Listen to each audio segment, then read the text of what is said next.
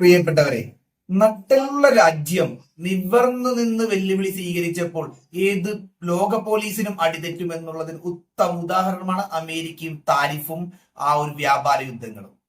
ഒട്ടേറെ പ്രതിസന്ധികൾ നമുക്ക് ഉണ്ടാകുമെന്ന് വിചാരിച്ചിട്ടും അതൊക്കെ മറികടക്കാം, 1-2 വർഷത്തിനുള്ള അമേരിക്ക മാറ്റി വേറെ മാർക്കറ്റുകൾ കണ്ടുപിടിക്കാമെന്നുള്ള ധൈര്യത്തിൽ അമേരിക്കയുടെ ന്യായമല്ലാത്ത നീതിയല്ലാത്ത ഒരു പ്രവർത്തിയുടെ മുൻപിൽ നെഞ്ചും വിരിച്ച് ഇന്ത്യ നിന്നതിന് ഫലമായി പത്രക്കാർക്ക് പിന്നീട് തിരിച്ചെഴുതേണ്ടി വന്നു മഞ്ഞുരുകുന്നു.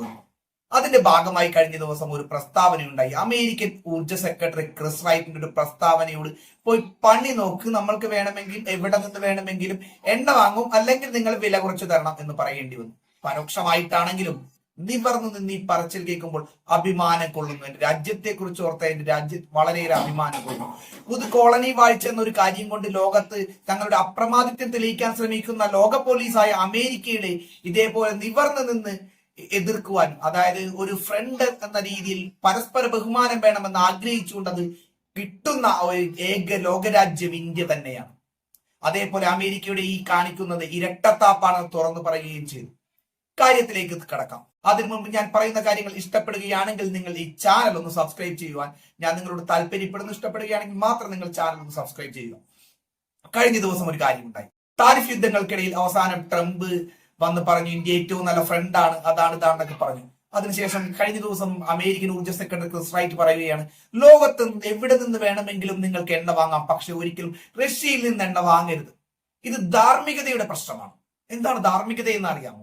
അതായത് ഇന്ത്യ, തുർക്കി, ചൈന തുടങ്ങിയവർ റഷ്യയിൽ നിന്ന് എണ്ണ വാങ്ങുന്നത് മൂലമാണ് റഷ്യക്ക് ഡോളർ കിട്ടുന്നത്. ആ ഡോളർ യുദ്ധത്തിനായി ഉപയോഗിക്കുന്നു. ഉക്രൈനിലെ സാധാരണക്കാർ കൊല്ലപ്പെടുന്നു എന്നാണ് ഇവരുടെ അവകാശവാദം. പക്ഷേ ഈ വലിയ ഉപരോധം 50% എന്ന് പറയുന്ന ഒരു താരിഫ് ഇന്ത്യക്കെതിരെ മാത്രമുള്ളൂ. അമേരിക്കക്കെതിരെ അല്ലെ ചൈനക്കെതിരേക്കൊന്നും അത്ര വലിയ താരിഫില്ല. പക്ഷേ ഇന്ത്യ അതിനൊരു വഴങ്ങാതെ വന്നപ്പോൾ അവസാനം ഇവർ അത് ചെയ്താൽ താരിഫ് കുറക്കാം, ഇത് ചെയ്താൽ താരിഫ് കുറക്കാം എന്നൊക്കെ പറയുന്നു. അപ്പോ ക്രിസ് റൈറ്റിന്റെ വാക്കുകൾ പ്രകാരം ഇന്ത്യയെ ഉപദ്രവിക്കണമെന്ന് ഞങ്ങൾക്കില്ല. അതായത് ഇന്ത്യയിൽ ഒരു ഊർജ്ജ പ്രതിസന്ധി ഉണ്ടാക്കണമെന്നും ഇല്ല. ഞങ്ങളും എണ്ണ വിൽക്കുന്ന രാജ്യങ്ങളാണ്. ലോകത്തിലെ പല രാജ്യങ്ങളും എണ്ണ വിൽക്കുന്നുണ്ട്. പക്ഷേ റഷ്യൻ എണ്ണ മാത്രം നിങ്ങൾ വാങ്ങരുത്. റഷ്യൻ എണ്ണ ആരും വാങ്ങുന്നില്ല. അതുകൊണ്ട് ഇന്ത്യ, ചൈന പോലുള്ള രാജ്യങ്ങൾ മാത്രമേ വാങ്ങുന്നുള്ളൂ. അതുകൊണ്ട് തന്നെ അവർ വില കുറച്ച് വിൽക്കാൻ നിർബന്ധിതമായി തീരുന്നു. അതുകൊണ്ടാണ് റഷ്യക്ക് ഈ ഒരു രീതിയിൽ എണ്ണ തരാൻ നിങ്ങൾക്ക് സാധിക്കുന്നത്. പക്ഷെ അത് നിങ്ങൾ നിർത്തണമെന്നാണ് പറയുന്നത്. ഇത് അദ്ദേഹം വാഷിംഗ്ടണിലെ പത്രക്കാരോട് പറഞ്ഞ ഒരു കാര്യമാണ്. പക്ഷെ നമ്മുടെ വിദേശകാര്യമന്ത്രി കൃത്യമായി പരോക്ഷമായി അമേരിക്കയുടെ ഒരു കാര്യം ചോദിച്ചിരിക്കുകയാണ്. അത് കേട്ടപ്പോൾ തന്നെ വളരെയേറെ കൃത്യമായി നയതന്ത്രപരമായി കുറിക്കൊള്ളുന്ന ഒരു മറുപടിയാണെന്ന് കൃത്യമായി തോന്നി. കാരണം എന്താണെന്നറിയാമോ?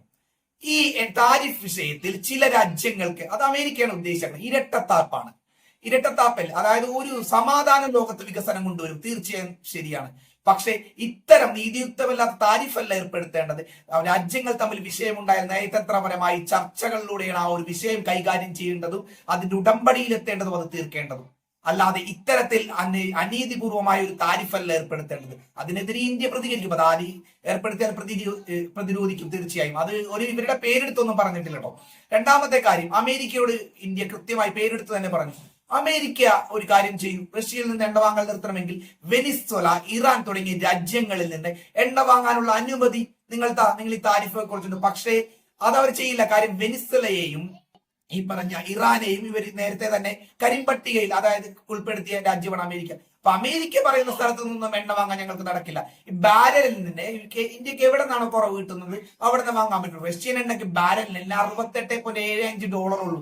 അമേരിക്ക എണ്ണ വിൽക്കുന്ന രാജ്യമാണെന്ന് അവർ പറഞ്ഞത്. അമേരിക്കയുടെ എണ്ണയുടെ വില ബാരലിന് $74.50 സൗദി അത് വിൽക്കുന്നത് $75.67 അപ്പൊ നമുക്ക് ലാഭം കിട്ടുന്ന സ്ഥലത്തല്ലേ വിൽക്കാൻ പറ്റുന്നുള്ളൂ. അമേരിക്ക എന്തൊക്കെ നടപടി എടുക്കാൻ ശ്രമിച്ചു. ഇന്ത്യക്ക് പ്രതിസന്ധികൾ ഉണ്ടാകാം. ഇന്ത്യയുടെ GDP-യിൽ തന്നെ ചിലപ്പോൾ ഒരു ഇടിവ് സംഭവിച്ചേക്കാം. പക്ഷേ നമ്മുടെ രാജ്യത്തിന്റെ സ്വന്തം താല്പര്യങ്ങൾക്ക് മേൽ തീരുമാനമെടുക്കുന്നത് നമ്മളാണെന്ന് കൃത്യമായുള്ള മറുപടി എക്കാലത്തും ഇന്ത്യ 1971 യുദ്ധത്തിലടക്കം ഇന്ത്യ അമേരിക്കയുടെ മുമ്പിൽ നെഞ്ചു വിരിച്ചാൽ നിന്നിട്ടുള്ളത്. അതിപ്പോഴും ആ ഒരു ആർജവം ഇന്ത്യ കാണിക്കുന്നു. അമേരിക്ക പുതു കോളനി വാഴ്ച എന്ന് പറയുന്ന ഈ ഒരു പുതുയുഗത്തിലെ കോളനി വാഴ്ചക്ക് ഇന്ത്യ നോക്കണ്ട എന്നുള്ള കൃത്യമായ മറുപടിയാണ് നൽകുന്നത്. അപ്പോ ഈ ഒരു ആഗോള പ്രശ്നത്തിന്റെ ട്രംപ് വന്നിട്ട് ഇപ്പൊ അവിടെ നടക്കുകയാണല്ലോ, അമേരിക്ക ന്യൂയോർക്കിൽ വെച്ചിട്ട് UN വാർഷിക അസംബ്ലി നടക്കുകയാണല്ലോ. ആ ഒരു സമയത്ത് ഇന്ത്യയെ അമേരിക്കയിലേക്ക് ശ്രമിക്കുന്നുണ്ട്, മഞ്ഞുരുകുന്ന കാര്യങ്ങൾ ചെയ്യുന്നുണ്ട്. ഇതൊക്കെ ഇന്ത്യയുടെ കൃത്യമായി നിവർന്നു നിന്ന് ഇന്ത്യ അമേരിക്കയെ വെല്ലുവിളിക്കുകയല്ല, നമ്മൾ നമ്മളുടെ കാര്യങ്ങൾ നോക്കുമെന്നുള്ള രീതിയിലും കൂടുതലും ചൈനയോടും റഷ്യയോടും ഇന്ത്യ കൂടുതൽ അടുക്കുന്നതിനൊക്കെ അമേരിക്ക ഭയപ്പെടുന്നുള്ളത് കൊണ്ടാണ് അമേരിക്ക ഒരു മഞ്ഞുരുകലിന് തയ്യാറായത്, അല്ലാതെ നമ്മൾ അപേക്ഷിച്ചിട്ടൊന്നുമല്ല. അപ്പോ ഞങ്ങൾക്ക് ഞങ്ങളുടെ രാജ്യത്തെ ഞങ്ങളുടെ രാജ്യത്തെ ആഭ്യന്തര കാര്യങ്ങൾ എങ്ങനെ വേണം തീരുമാനിക്കാനുള്ള അവകാശം ഞങ്ങൾക്ക് തന്നെയാണ് ലോക പോലീസായ അമേരിക്ക എന്ന് പറഞ്ഞ് ഓർമ്മിപ്പിച്ചുകൊണ്ട് ഇത്തരം global politics, informative videos, entertainment videos ഒക്കെ നമ്മുടെ ചാനലിലൂടെ ചെയ്യുകയാണ്. നിങ്ങൾക്ക് ഇഷ്ടമാണെങ്കിൽ സബ്സ്ക്രൈബ് ചെയ്യുവാൻ ഒന്നുകൂടി പറഞ്ഞുകൊണ്ട് നിർത്തുന്നു. അടുത്ത വീഡിയോയിൽ കാണാമെന്ന വിശ്വാസത്തോടെ എല്ലാ സുഹൃത്തുക്കൾക്കും ബൈ.